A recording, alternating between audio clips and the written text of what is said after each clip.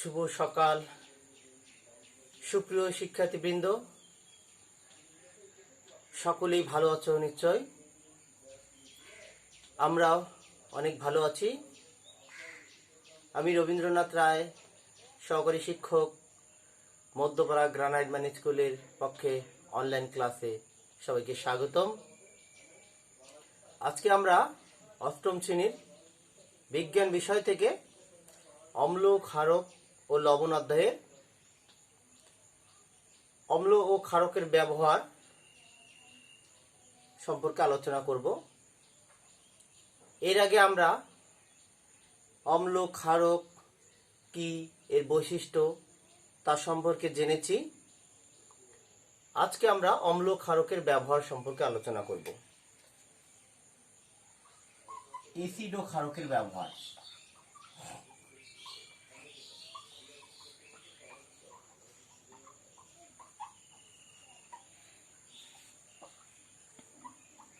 তোমরা অ্যাসিড ক্ষারক ব্যবহার বইয়ে দেখো, প্রথমে একটি কথা আছে, তোমরা কি জানো আমাদের বহুল প্রচলিত ব্লিচিং পাউডার কি দিয়ে তৈরি? হ্যাঁ, ব্লিচিং পাউডার, এই সংকেতটি তোমাদের অষ্টম শ্রেণীতে একেবারে নতুন সংকেত, কিন্তু তোমরা নাম শুনেছ। আমরা bleaching powder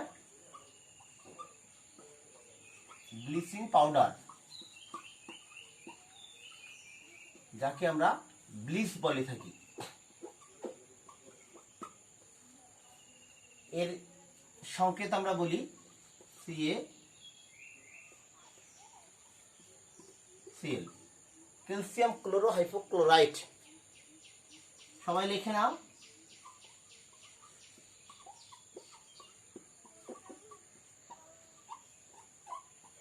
ক্লোরোহাইপোক্লোরাইট।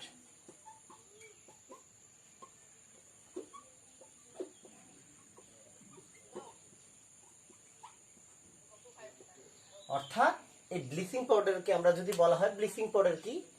Calcium ক্লোরোহাইপোক্লোরাইটকে bleaching powder বলা হয়, যা আমাদের পরিষ্কারক হিসেবে ব্যবহার করা হয়, জীবাণুনাশক হিসেবে ব্যবহার করা যায়। এটি তৈরি হয়, তোমাদের বই আছে, বলা হয় শুকনো ক্যালসিয়াম হাইড্রোক্সাইড এবং ক্লোরিন গ্যাসের মিশ্রণে। অর্থাৎ এটি তৈরি হয় মূলত, আমরা ক্যালসিয়াম হাইড্রোক্সাইডের সঙ্গে জানি CaOH2, এটির নাম ক্যালসিয়াম হাইড্রোক্সাইড।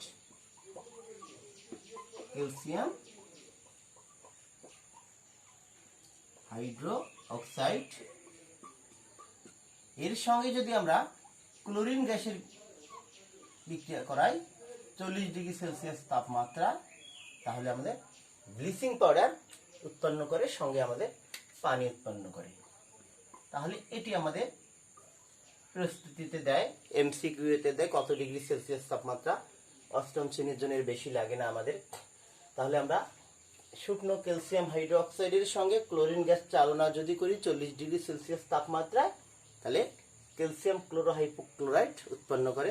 এখানে আমরা একে আমাদের মতো করে আমরা মুখস্থ করার জন্য নাম মনে রাখতে পারব। এটা কি বলবো? কে, এটা কি বলবো? সিলো।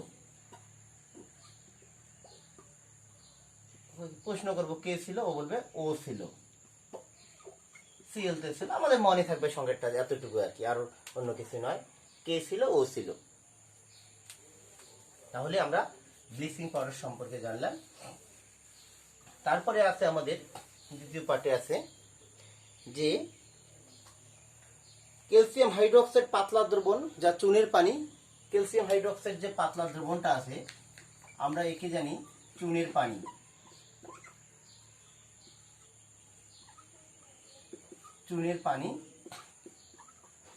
এই চুনের পানিকে আমরা লাইম ওয়াটার নামে পরিচিত। এটি আমাদের কাছে লাইম ওয়াটার,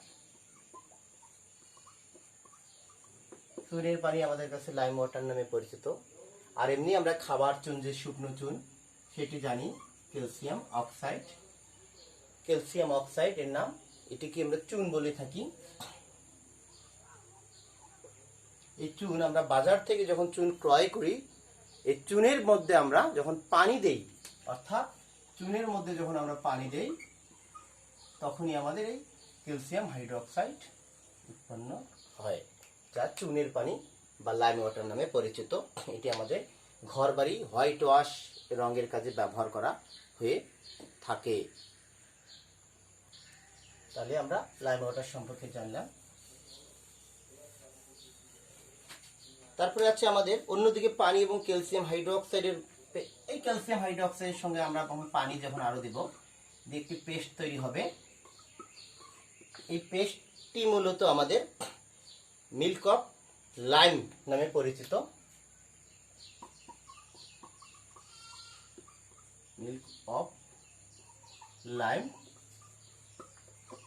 লাইম নামে পরিচিত, বা ও দিয়ে প্রকাশ করা হয় অক্টাবারনটা।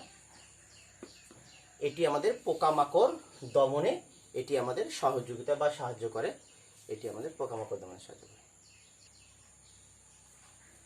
তারপর এগুলো আমরা অ্যাসিড ও ক্ষারের ব্যবহারের কথা বলছি। তারপর আছে আমাদের, আমরা জানি আমাদের পেটে পাকস্থলীতে এক ধরনের অ্যাসিড উৎপন্ন করে বা এক ধরনের অ্যাসিড থাকে। তোমরা সবাই জানো সেই অ্যাসিডটি HCl, হাইড্রোক্লোরিক অ্যাসিড।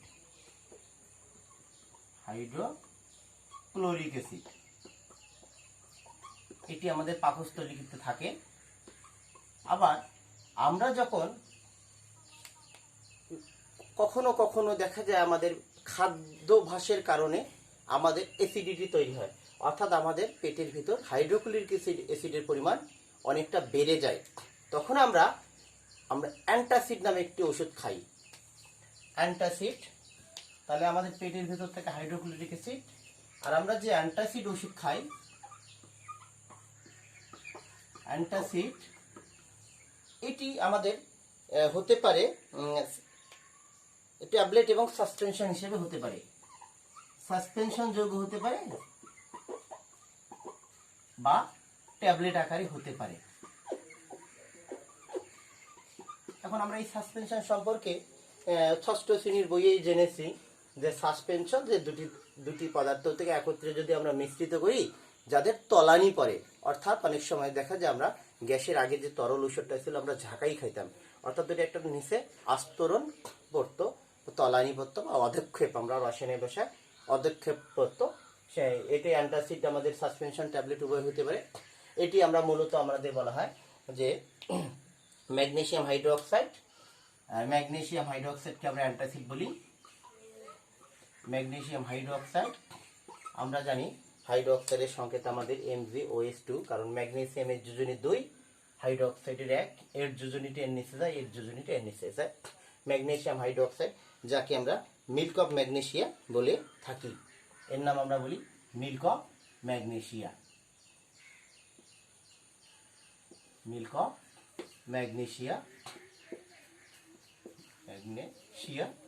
অথবা আমাদের অ্যালুমিনিয়াম হাইড্রোক্সাইডও হতে পারে। অ্যালুমিনিয়াম হাইড্রোক্সাইড, এই দুইটাকে আমরা অ্যান্টাসিড বলে থাকি। অ্যালুমিনিয়াম হাইড্রোক্সাইডের সংকেত আমরা জানি অ্যালুমিনিয়ামের যোজনী 3, হাইড্রোক্সাইডের যোজনী 1, অর্থাৎ এর 3 যোজনীটি এখানে যাবে, 1 যোজনী এখানে যাবে। অর্থাৎ সুপ্রিয় শিক্ষার্থীবৃন্দ, তোমরা যারা যৌগকে ভয় করো, ভয়ের কিছু নাই। আমাদের যোজনীটা যদি আমরা ঠিকঠাক জেনে থাকি তাহলে আমাদের সঠিক যৌগ আমরা সহজেই তৈরি করতে পারবো। এটি আমাদের মিল্ক অফ ম্যাগনেসিয়া। তারপরে এখন আমাদের এই অ্যাসিড আমাদের দু ধরনের হতে পারে। আমরা প্রথম ক্লাসে বলেছিলাম একটি জৈব অ্যাসিড, একটি অজৈব অ্যাসিড। জৈব অ্যাসিডগুলো যা আমাদের শরীরের জন্য অত্যাবশ্যক অ্যাসিড ছিল, যেমন ফলমূল, সবুজ শাকসবজিতে যে অ্যাসিডগুলো থাকে, আর অজৈব অ্যাসিড যেগুলো আমাদের খনিজ অ্যাসিড থাকে, অর্থাৎ দুষ্ট প্রকৃতির লোকের, আমাদের একটা উদাহরণ আছে বইয়ে, যে দুষ্ট প্রকৃতির লোকেরা এই অজৈব অ্যাসিডগুলো ব্যবহার করে মানুষের নানাবিধ ক্ষতি সাধন করে থাকে। তাহলে আমরা জানলাম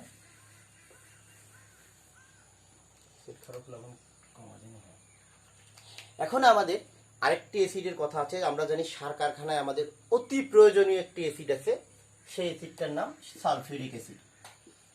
অর্থাৎ এটি আমাদের সার কারখানায় ব্যবহার করা হয়ে থাকে, এবং এছাড়া ডিটারজেন্ট থেকে নানা রকম রং, ওষুধপত্র, কাগজ, বিস্ফোরণ ইত্যাদিতে সালফিউরিক অ্যাসিড ব্যবহার করা হয়। এবং আমরা জানি এই সালফিউরিক অ্যাসিডের পরিমাণের উপর নির্ভর করে বোঝা যায় সেই দেশটি কত বেশি উন্নত। অর্থাৎ যে দেশে বেশি সালফিউরিক অ্যাসিড আছে সেই দেশটি তত বেশি উন্নত আমাদের কাছে। তাছাড়াও আমাদের আরও অ্যাসিড আছে, চামড়া শিল্পে, ঔষধ শিল্পে, আমাদের ইস্পাত কারখানায় হাইড্রোক্লোরিক অ্যাসিড ব্যবহার করা হয়। তাছাড়া সোনা আহরণ এবং রকেট যে জ্বালানি, সেখানে আমাদের নাইট্রিক অ্যাসিড ব্যবহার করা হয়। এই অ্যাসিডটির নাম তোমরা মনে রাখবা, SNO3 nitric acid. Nitric acid. এখন আমরা এই অ্যাসিডের ব্যবহারগুলো দেখলাম। আমরা এখন লবণ কি, আমরা অ্যাসিড ক্ষারক সম্পর্কে পড়েছি, লবণ কি, লবণ সম্পর্কে এখনো পড়তে পারিনি। লবণ কি, লবণ পড়ব।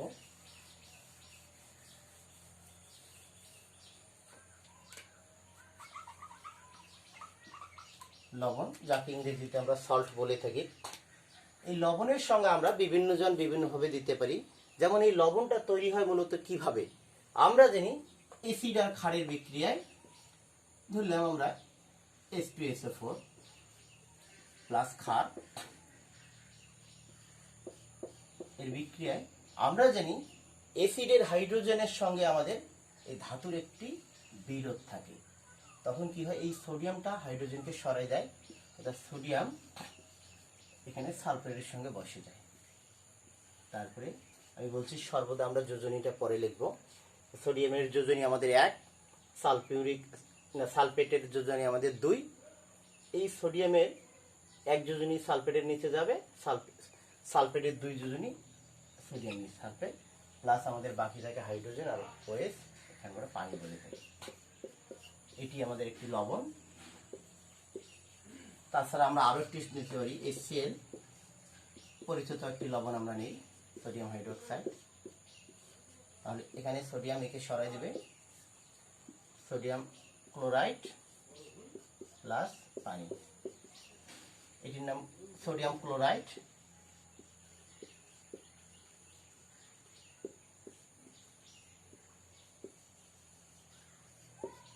আর জানো পানি, এটির নাম সোডিয়াম সালফেট।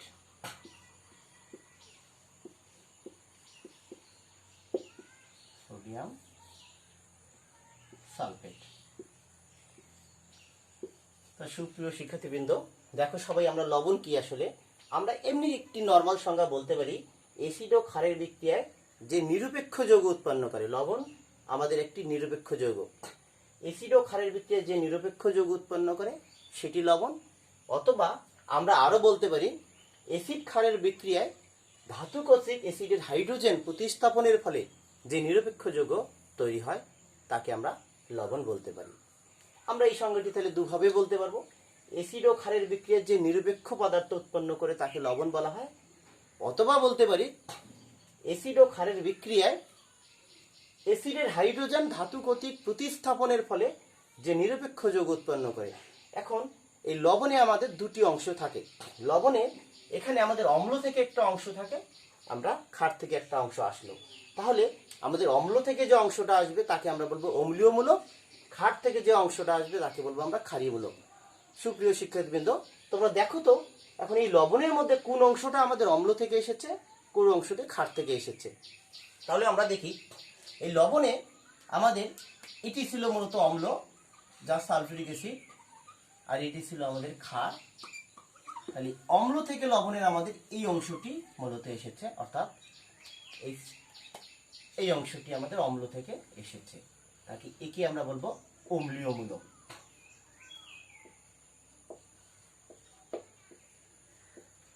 তাহলে আমরা বলতে পারলাম অম্ল থেকে আমাদের লবণে সালফেট অংশটি এখানে এসেছে, আর এখানে অম্ল থেকে এসেছে মূলত আমাদের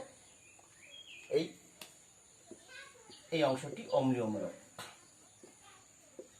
অম্লীয় মূলক। আর আমাদের ক্ষার থেকে মূলত এসেছে এই সোডিয়াম অংশটি, এটি ক্ষারীয় মূলক।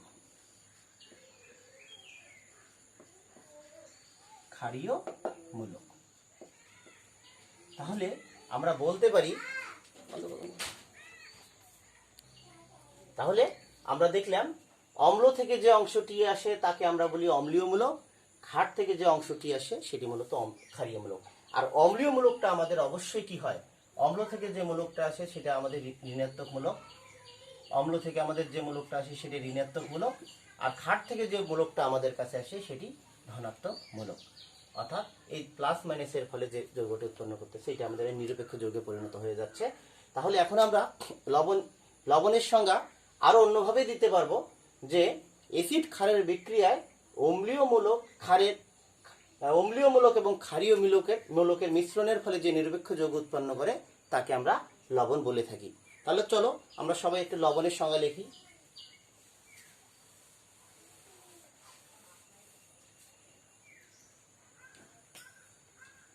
অ্যাসিড ও ক্ষারের বিক্রিয়ায়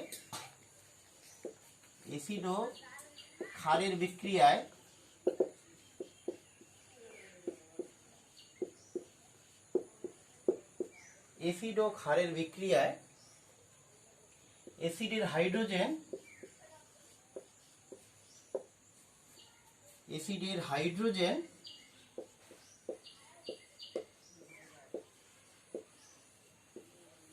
ধাতু কর্তৃক প্রতিস্থাপনের ফলে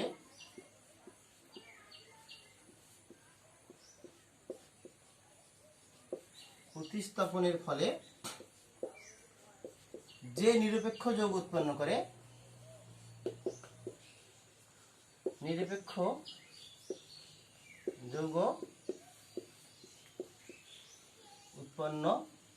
করে তাকে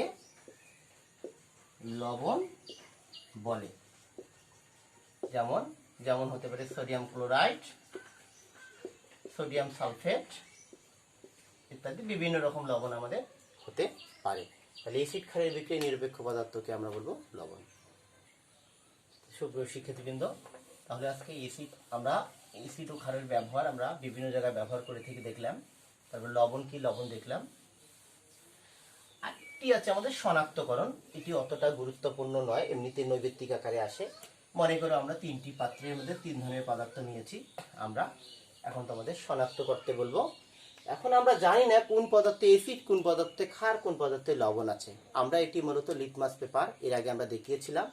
আমরা লাল লিটমাস একটি নিলাম, নীল লিটমাস পেপার নিলাম, নিয়ে আমরা প্রথমে এখানে লালটি ঢাললাম। লাল লিটমাস ঢালার সাথে নীল বর্ণ ধারণ করলো লিটমাসটি। তাহলে এটি কোন পদার্থ হবে বলো?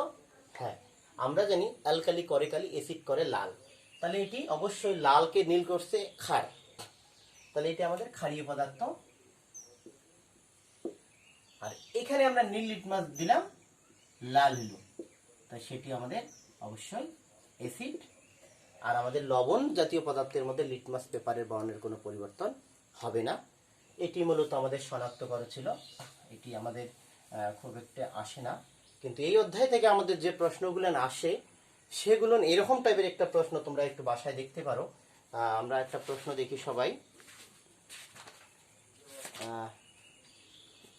প্রশ্নটি ধরো একটি যৌগ প্লাস সালফিউরিক অ্যাসিড, এর সঙ্গে আমরা বিক্রিয়া করার ফলে K2SO4 প্লাস পানি উৎপন্ন করলো। এখন এখান থেকে আমাদের আসতে পারে, মনে করো 1 নম্বরে প্রশ্ন দিলাম আমরা ক নম্বরে, লবণ কি। 2 নম্বর প্রশ্ন দিলাম লবণ নিরপেক্ষ পদার্থ কেন। লবণ নিরপেক্ষ পদার্থ কেন, এটি আমরা লিখলাম। 3 নম্বর দিতে পারে, মনে করো এ যৌগটির বৈশিষ্ট্য লেখো, বা এ যৌগটি একটি যে কি ক্ষারক বা কোনো কিছু হবে সেটি বৈশিষ্ট্য লেখো, যে এ যৌগটি চিহ্নিত করে এর বৈশিষ্ট্য লেখো, এটি চিহ্নিত করো। আর ঘ নম্বরে একটা প্রশ্ন আমি দিতে পারি, এখানে ধরলাম যে আমরা বলতে পারি এখানে এর স্থলে যদি আমরা এটি নেই, এর স্থলে ক্যালসিয়াম কার্বনেট, এটির নাম ক্যালসিয়াম কার্বনেট, যা আমাদের বহুল পরিচিত চুনা পাথর বলে থাকি। এর স্থলে ক্যালসিয়াম কার্বনেট নিলে বিক্রিয়াটি কেমন হবে দেখাও।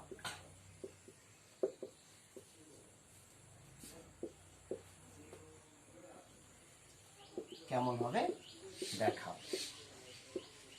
তাহলে এরকম আমাদের অনেক যৌগ দিতে পারে, অ্যাসিড ক্ষারের সংজ্ঞা দিতে পারে অ্যাসিড এই ক নম্বর প্রশ্নে।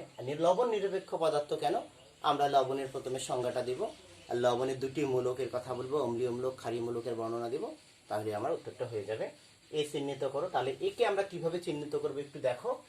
আমাদের এখানে সালফিউরিক অ্যাসিড, তা আমরা জানি অ্যাসিডের যে হাইড্রোজেনটা, এই অ্যাসিডের হাইড্রোজেন ধাতুর কর্তৃক সরাই দিছে, অর্থাৎ এইখানে ধাতু বসছে পটাশিয়াম, তাহলে আমরা বলতে পারবো এখানে পটাশিয়ামের কোনো যৌগ ছিল। আর এটি যদি অ্যাসিড হয় অবশ্যই এটি ক্ষারীয় কোনো যৌগ ছিল, অর্থাৎ আমাদের হতে পারে পটাশিয়াম হাইড্রোক্সাইড। এই যৌগটি পটাশিয়াম হাইড্রোক্সাইড যদি হয়, একে পটাশিয়াম হাইড্রোজেনকে সরাই দিয়ে পটাশিয়াম সালফেট, আর আমাদের বাকি থাকলো ওএস আর হাইড্রোজেন মানে পানি, তাহলে এখানে পটাশিয়াম হাইড্রোক্সাইড হতে পারে।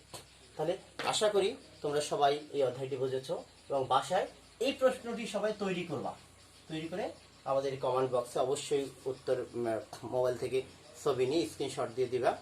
এবং সবাই ভালো থাকবা, সুস্থ থাকবা, সবারও দীর্ঘায়ু মঙ্গল কামনা করে আজকের মধ্যে এখানেই শেষ।